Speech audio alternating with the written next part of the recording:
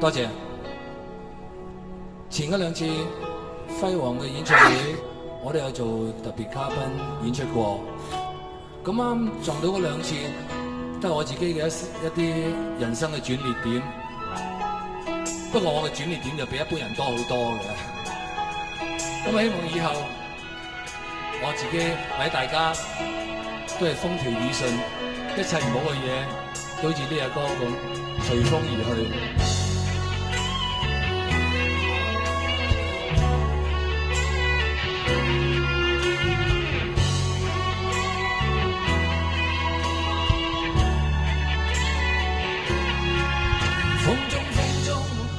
心裏冷風吹失了夢，事未過去就已失蹤，此刻有種種心痛。